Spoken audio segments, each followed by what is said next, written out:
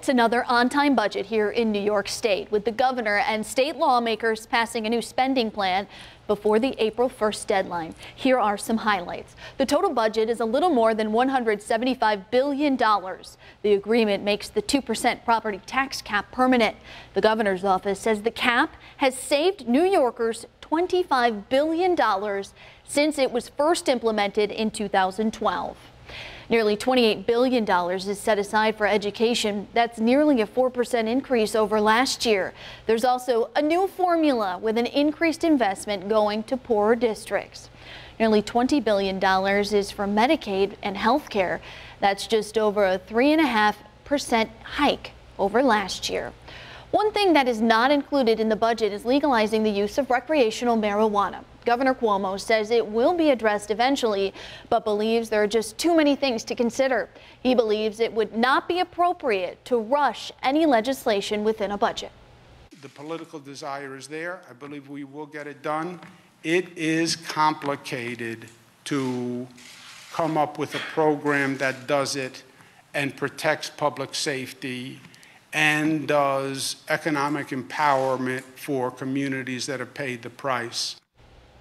In the past, Cuomo has said he expects it to pass by the end of this legislative cycle in June.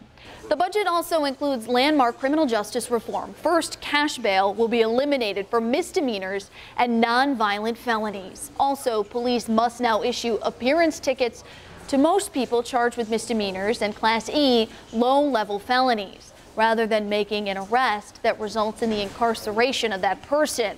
The reforms are designed to prevent people from sitting in jail awaiting trial solely because they don't have the economic resources to make bail. There are also provisions to transform the discovery process and ensure suspects get a fair and speedy trial.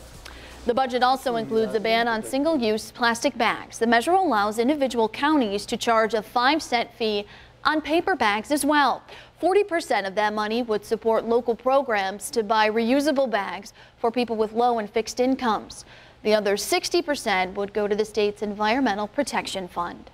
It's an idea whose time is well past. Every year there are billions with the B of bags that are just thrown away after one use. You know, the average plastic bag use is about 12 minutes. We just have this disposable plastic craze, and it just is adding up.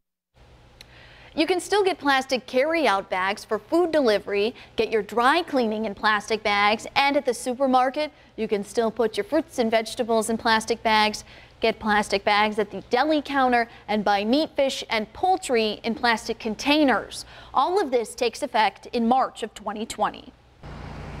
This new spending plan also expands the eligibility for the Excelsior Scholarship-Free Tuition Program. SUNY and CUNY students whose families make up to $125,000 annually will now be eligible to apply for tuition-free college. The program was originally enacted 3 years ago.